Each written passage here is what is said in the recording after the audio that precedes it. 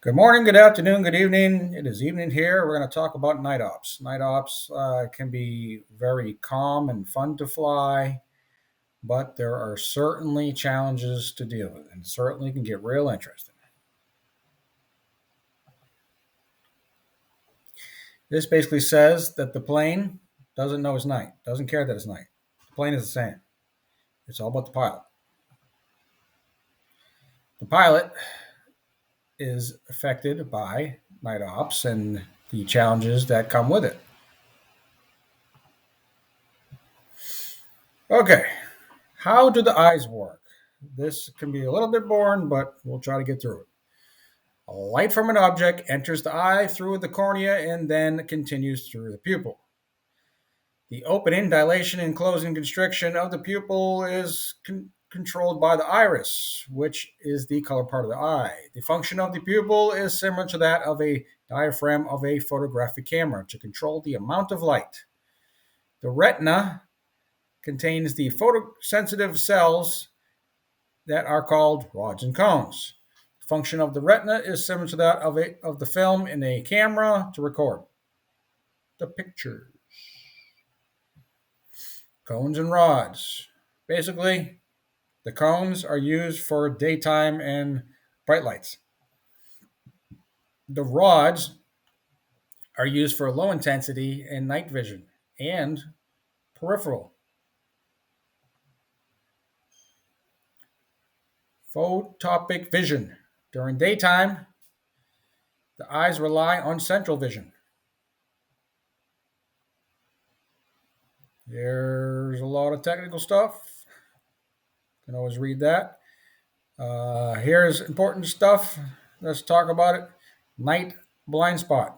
The absence of rod affects the central 5 to 10 degrees of the visual field, the night blind spot. If an object is viewed directly at night, it may go undetected or may fade away after initial detection. That sounds like it could be a problem, huh? All right, so these diagrams will show you the differences. Daytime, looking direct, and nighttime, you have to look around your field of vision. Try to catch things. Okay, dark adaptation. Your eyes have to get adjusted to the darkness and can take up to 30 minutes. So, in some ways, if you take a while doing pre flight, so be it. And the anti collision lights won't ruin your night vision, but other stuff can. Don't let your friend shine the flashlight in your eyes. FAA definition of night. According to 14 CFR Part 1, night means the time between the end of evening civil twilight and the beginning of morning civil twilight, as published in the Air Almanac. The National Weather Service defines morning civil twilight as begins when the geometric center of the sun is 6 degrees below the horizon and ends at sunrise. Evening civil twilight begins at sunset and ends when the geometric center of the sun is 6 degrees below the horizon. Oh, okay. Well, good news is we can just look it up. We can look it up on airnav.com. We can look it up on ForeFlight. We can look it up on Garmin Pilot, and I'm sure there's other things that we can look it up on. So let's talk about some problems seeing at night. False horizon. The right combination of street lights or clouds can make a false horizon appear. Trust your instruments. Autokinesis. If you stare, keep staring at a light, it can appear like it's starting to move, but it's not. Keep scanning the horizon around. Featureless terrain illusion, aka black hole approach. If you're flying into a dark airport with few lights, it's incredibly difficult to judge your height and distance. To avoid a lower than normal approach, use the Vasi-Papi lights. If it has the ILS, use it. Some airports, like my home, don't have anything. So it makes it quite difficult. Ground lighting illusions. When you're approaching an airport, use high intensity lights to locate it, but once you find it, turn it down to low or medium. You can do the clicks, click, click, click, to make them high, low, or medium at many airports. Okay, proper adjustment of interior lights. You want the lights to be able to see things in the dashboard, but you don't want them too bright. In many a plane, I have to use the headlamps. In the nice new planes, they have the nice dimming knobs. Those are very nice to have, almost a luxury. Okay, the FAA lists basically reasons to have a red lens. So I get headlamps that have basically red lens as well as white lens. So the red lens isn't as bright as I would like. Maybe I should just get different ones. Required equipment. We've talked about 8 tomato flames. Well, we have to add flaps for night. F for fuses. 1 complete spare set if your plane uses fuses. A landing light if you're flying for hire. Well, I don't want to be flying around into a dark airport without a landing light, period. But it's required if you're flying for hire. A, anti-collision lights. B, position lights. S, source of electricity, an alternator or generator. Well, that makes sense because without that, you're not going to have a dashboard and you're not going to have any lights. The strobe and beacon lights are both anti-collision lights. The red and green wingtips are the position lights. Required at night, but not during the day. Okay, position lights. If you see a red light on the left and a white on the right, it's moving to your left. If you see a white light on the left and a green on the right, it's moving to your right. If you see a green on the left and a red on the right, it's coming right towards you. So red right returning is the old boating saying, and red on the right, it's coming right at you. Be careful. Remember that. See and avoid. Landing lights provides a means by which an airplane can be seen at night as well as to help you see the airport.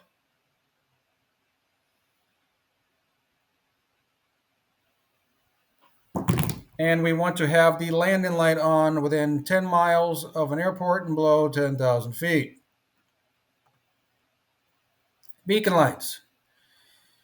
Lighted civilian land airports. Alternating white, green, white, green, white, green. Okay. A lighted military airport is alternating white and green lights, but differentiated from civil airports by dual white flashes. So white, white, green, white, white, green. And many times when flying into Cobb County International, KRYY, from the west, you go, oh, that is Dobbins. So let's not land over there. Let's go to the left. And funny, I would always say that and say, be careful. And people would think I was kidding, but I read in a magazine somebody actually did it. Okay, caution lights. Beacons produce red flashes indicating obstruction or areas considered hazardous to aerial navigation. So, on top of a tower or something, we see lighting of any color, that means we should be above it. Steady burning red lights are used to mark obstructions on or near airports and sometimes to supplement flashing lights on en route obstructions. High intensity flashing white lights are used to mark some supporting structures of overhead transmission lines that stretch across rivers, chasms, and gorges. These high intensity lights are to identify tall structures. Well, again, if you're seeing lights right in front of you, go higher.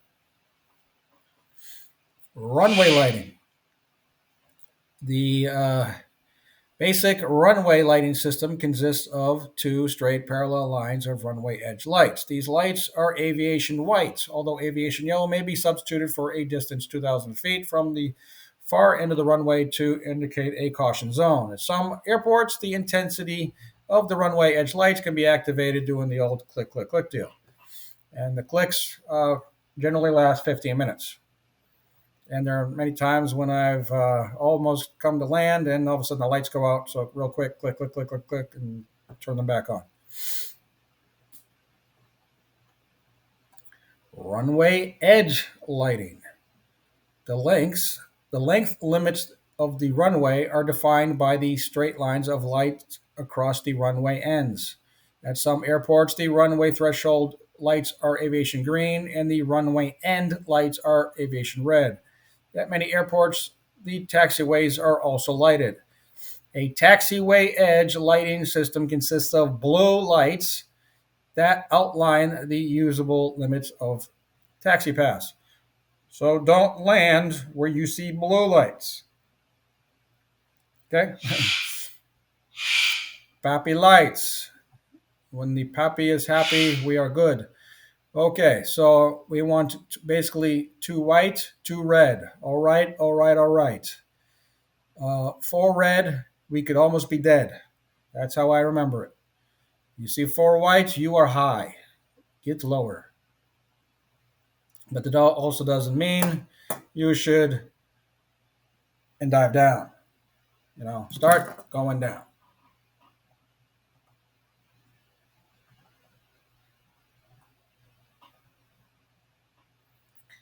There's also VASI lights, and they come in all different types.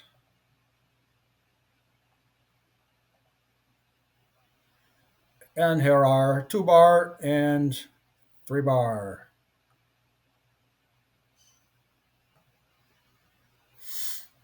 And there are VASI lights that have these different colors and tell you how high you are on the glide slope.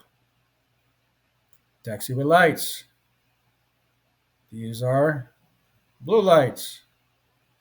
And make sure that when you're taxiing around, you are surrounded by blue lights on the taxiway. Okay, I say 3 and 3 because if you're going to carry passengers, whether friends or for hire, you need to have 3 landings within 3 months, basically. And here's the exact rule. Grounded. If the sunset is 1830, land before 1930 if the pilot is not current, the 3 and 3, and have passengers. Land before 1830 if the plane is not current. Basically, lights aren't working. Fuel. Bottom line is, they want you to have extra fuel at night. I keep that simple. I always want to have an hour reserve, period, end of story. You just don't want to be scooping up the bottom gas in the tanks, period. Engine start. I always flick the switch that says beacon light because if somebody is outside on the ramp, you want them to at least go, ooh, there's a beacon light on. That means they're about to start the engine. Let me not go up and say hi. Take off and climb out. I like to set the heading bug as the direction of the runway. And let's go ahead and just climb straight ahead. And if the runway is not long, let's treat it like a short field and hold the brakes at least for a moment.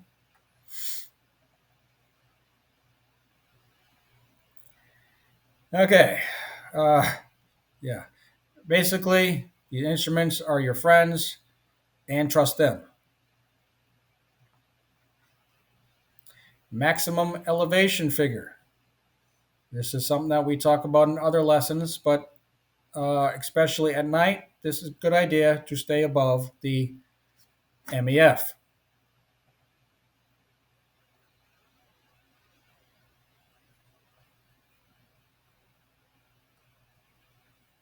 Orientation and navigation. Generally at night, it's difficult to see clouds and restrictions due to visibility, particularly on dark nights or under an overcast. When flying at night VFR, pilots should exercise caution to avoid flying in the clouds, even more so. Usually, the first indication of flying into restricted visibility conditions is the gradual disappearance of lights on the ground. Yeah, that makes sense. All of a sudden, where you saw lights, parking lots, you see nothing. If the lights begin to appear surrounded by a halo or glow, further flight in the same direction calls for caution. Basically, we don't want to fly into IMC at night. That will make life very interesting very fast. Uh, Also, crossing over large bodies of water like the ocean at night will certainly make things interesting. Just treat it like an instrument, even when it's VFR at night. And for that matter, I pretty much treat everything as instrument conditions when flying at night.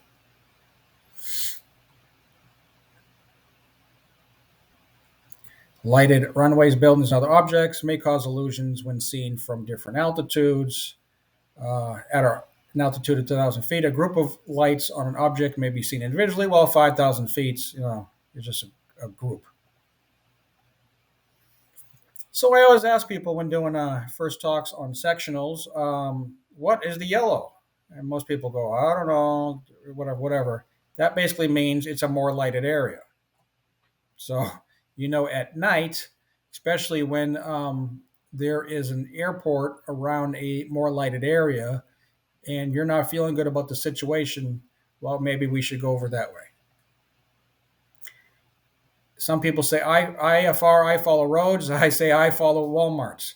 I pretty much know where they all are in the familiar areas that I fly, and you can certainly see them for thousands of feet up. Every town has them, right?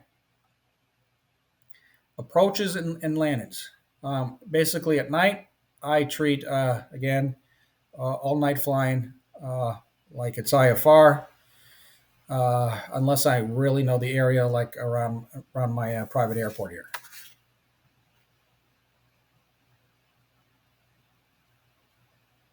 And yeah, don't come in shallow. If anything, a little high is good, but you don't want to be too high either.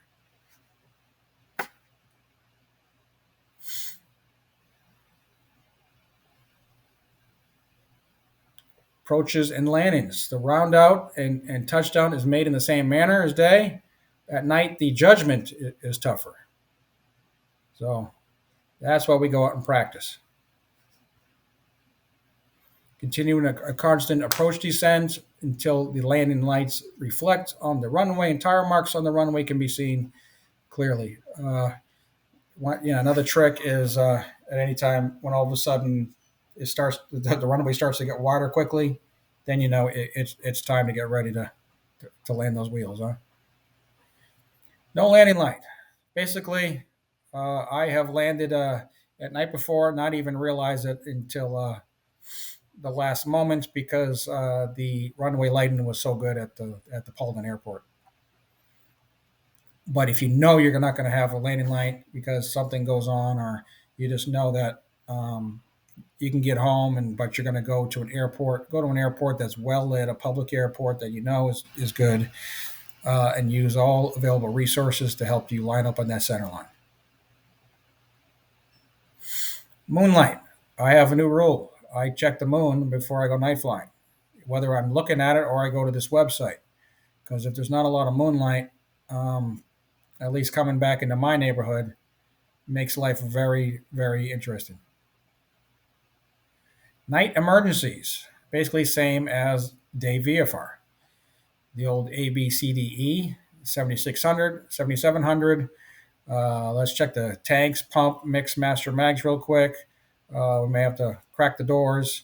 And then, worst case is if we can see where we're landing, we can do some S turns and slips and whatnot. Being ready for night emergencies. I keep the frequency of the closest airport in the radio when possible. I click 5 times when I'm passing at any airport. I keep the closest air traffic frequency or 121.5 on standby or COM2. I monitor the closest airport direction and runways, and I try to keep a decent height to give a good amount of glide distance, especially because I fly a VFR Cessna 150 at night. I do have ForeFlight and Garmin Pilot as a backup, but I definitely don't want to have a problem at night. Pros and cons of flying at night. What are the pros? The air is usually smoother. It's usually cooler at night in the summer, which when it's hot and humid is definitely a thing. You can usually see much further on cloudless nights, but there's no horizon reference, and you don't know if you have a flat farm below you or you're going to land on trees or a lake or whatever. All right, so Peachtree City to Thomasville. I've done this route going during the day. I'll use one route, a pretty more straight deal. But at night, I'm pretty much flying around the airports, just in case. All right, go around at dark country airports. I live at a dark country airport. It does have some lighting, but there's definitely an argument with the neighbors. Uh, at a normal airport with 5,000 feet plus, it's not a big deal. I can land easy. At LJ, at Cedar Ridge, shorter runways, low lighting, you definitely have to make your decision early that, okay, I'm going to go around or I'm making this. If you can't make it to a safe landing, it's better just to go to a public airport and have somebody come scoop you up. Be real tight on your go around procedures. Get those flaps out quickly and get some height, especially when you got trees. Where I live, I know to stay at 2000 MSL, going over the old Rust airstrip, GA82, and then head south towards GA62. And yeah, sometimes you can see below you fine, and sometimes you can't. I know to stay above 900 or more until I see the end of the runway, and then finish it off. And here is my plane and my hangar, which is like a nice old shed, nice big old shed. Any questions?